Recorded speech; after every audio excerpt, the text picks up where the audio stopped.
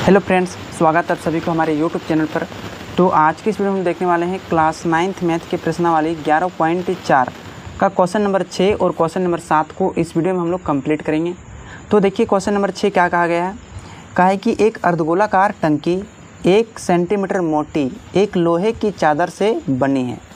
मतलब एक अर्धगोलाकार टंकी है। तो देखिए हम अर्धगोलाकार यहाँ पर एक टंकी को छाप दे रहे हैं। 1 सेंटीमीटर मोटी परत से बनी है, 1 सेंटीमीटर मोटी चादर से बनी है। तो देखिए एक अर्धगोलाकार टंकी है, इसकी मोटाई कितनी है 1 सेंटीमीटर। ठीक है।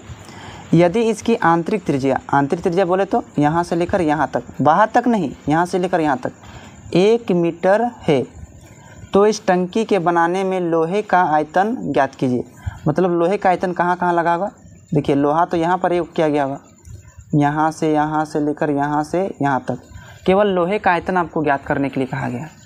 तो सबसे पहले देखेंगे कि जो हमें मिला है उसे हम लोग चुन लेंगे। हमें मिला है टंकी की मोटाई, तो उसको हम लोग चुन लेंगे कि टंकी की मोटाई मिली हमें 1 सेंटीमीटर और आंतरिक त्रिज्या मिला है 1 मीटर। तो इस सेंटीमीटर को हम क्या करेंगे, मीटर में चेंज कर देंगे। सेंटीमीटर को मीटर में चेंज कर देने के 100 से हम क्या करेंगे, भाग दे देंगे। और जब 100 से भाग देंगे तो कितना आएगा। देखिए यहाँ पर 2 जीरो है, तो 2 अंक के बाद पॉइंट बढ़ा देंगे, 1 अंक 2 अंक, तो ये सूटेबल के लिए 0।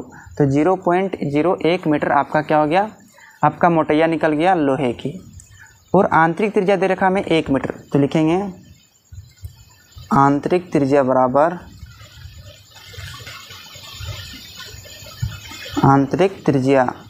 कितना दे रखा है 1 मीटर आंतरिक त्रिज्या। तो हमें बाहरी त्रिज्या निकालिए। तो बाहरी त्रिज्या कैसे निकलेगा, आंतरिक त्रिज्या है 1 मीटर और बाहरी त्रिज्या का यहाँ वाला मोटैया कितना था 0.01 मीटर।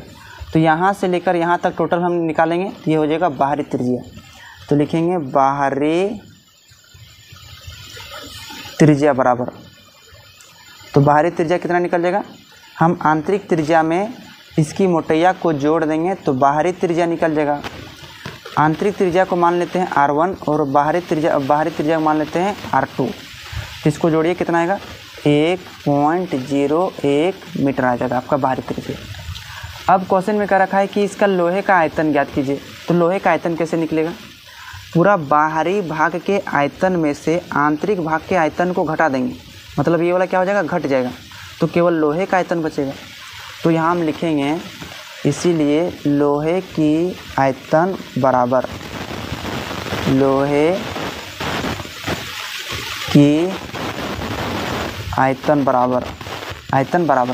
बाहरी भाग के आयतन, यानी टंकी के बाहरी भाग का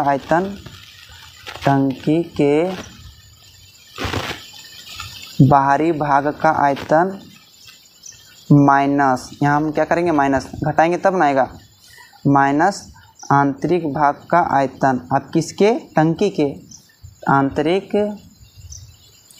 भाग का आयतन, अब ये टंकी जो कैसा है, अर्धगोलाकार है।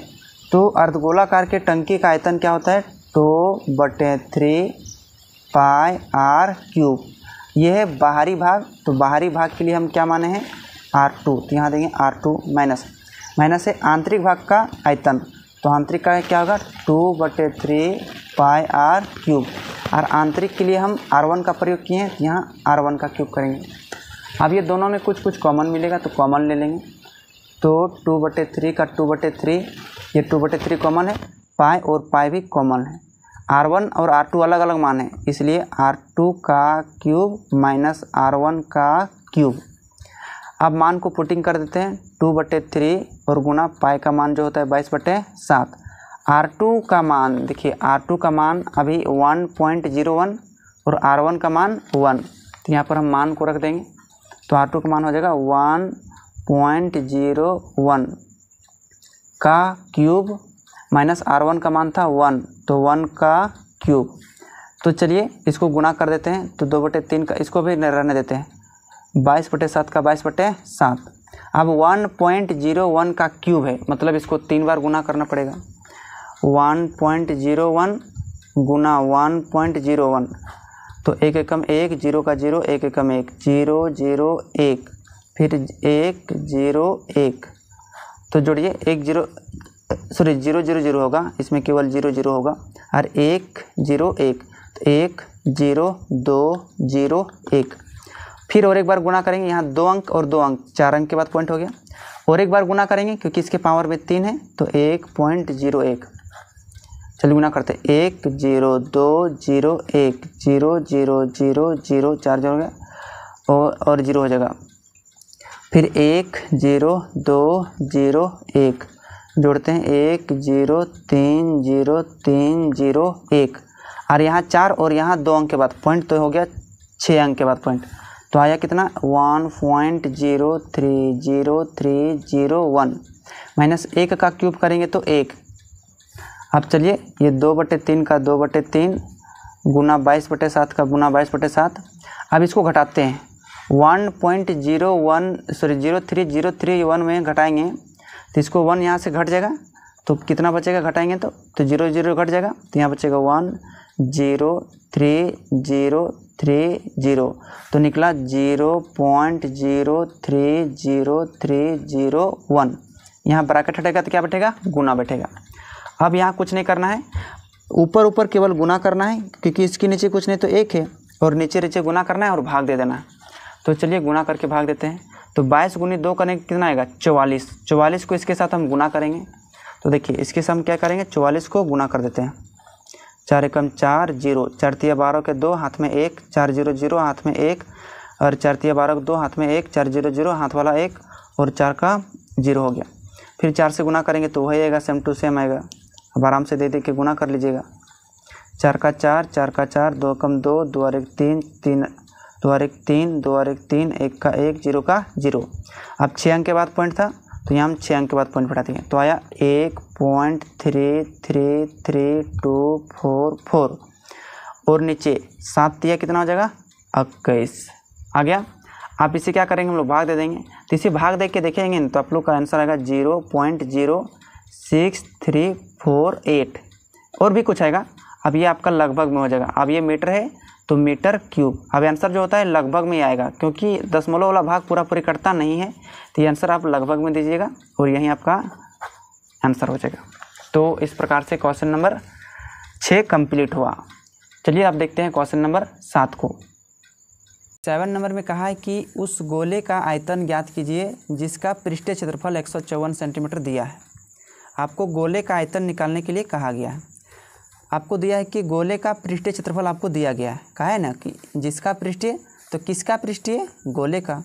तो यहाँ लिखेंगे गोले का पृष्ठीय क्षेत्रफल बराबर गोले का पृष्ठीय क्षेत्रफल बराबर, क्वेश्चन में दे रखा है 154 सेंटीमीटर स्क्वायर दे रखा है क्वेश्चन में, और गोले का पृष्ठीय क्षेत्रफल सबको पता है 4πr², और ये दिया है 154 सेंटीमीटर स्क्वायर दिया है। अब इसे आगे हम लोग सॉल्व करते हैं, तो 4 का 4 और पाई का जो मान होता है 22/7, r² तो दिया नहीं, r² निकालना पड़ेगा, बराबर 154 का 154, क्योंकि कहा है कि उस गोले का आयतन ज्ञात कीजिए, तो पहले r निकलेगा तब ना गोले का आयतन निकालेंगे। 154 सेंटीमीटर स्क्वायर का सेंटीमीटर स्क्वायर। अब देखिए यहाँ पर r² को रहने देते हैं, 154 सेंटीमीटर स्क्वायर, ये 7 इधर भागा में है, बराबर को उधर जाके गुना में, और ये 4 इधर गुना में है, इधर आके भागा में, 22 उधर गुना में है, इधर आके भागा में। काटिए 22 से कम 22, और 22 सत्ते 154 होता है, कितना होता है 22 सत्ते 154। तो यहाँ से r² बराबर क्या बचा, 7 गुना 7, 7 सत्ते 49 और सेंटीमीटर स्क्वायर, और नीचे बचा 4। अब यहाँ से इसका क्या करेंगे, सॉल्व करेंगे, इसमें से स्क्वायर को हटाएंगे तो इधर रूट बैठेगा, तो हो जाएगा 49 सेंटीमीटर स्क्वायर बटे 4। अब देखिए 49 का वर्गमूल निकलता है 7, और 4 का वर्गमूल निकलेगा 2, और सेंटीमीटर स्क्वायर का वर्गमूल निकलेगा सेंटीमीटर। तो r का मान निकल गया 7/2 सेंटीमीटर। आपको क्वेश्चन में पूछा गया था उस गोले का आयतन ज्ञात कीजिए, तो यहाँ लिखेंगे गोले का आयतन बराबर, इसीलिए गोले का आयतन बराबर, गोले का आयतन होता है 4/3 πr²। तो 4/3 का 3 गुना पाई का जो मान होता है 22/7 r³। r का मान है 7/2। इसका 3 बार लिखेंगे, 3 बार, क्यों? किसकी उसके पावर में 3 है। r³ कर दिए, करिए 2 एकम 2, 2 दूनी 4, 2 एकम 2, 2 एकम 2 और 2 एकम 2, 11 दूनी 22, 7 एकम 7, 7 एकम 7। अब ऊपर से गुना करेंगे, 7 गुना 11 गुना 7, 11 7 7, तो 11 7 77 और 77 को 7 से गुना करेंगे तो आएगा 7 7 49, 7 7 49 और 4 हो जाएगा आपका 53, तो 539 आया, 539 और बटे हैं 3। इसको आप रफ में लीजिएगा। अब इसको क्या कीजिएगा, इसको पूर्णांक में बदल दीजिएगा। पूर्णांक में बदलने के लिए क्या करते हैं, नीचे जो 3 जो है हम ऊपर वाला को भाग दे देंगे, तो 3 एकम 3 बचा 2, 3 7 21 बचा 2, 9 3 9 27 बचा 2। तो ये शेषफल जो है अंश बन जाता है और जो भाजक जो है हर बन जाता है। तो आपका आ गया 179.2/3।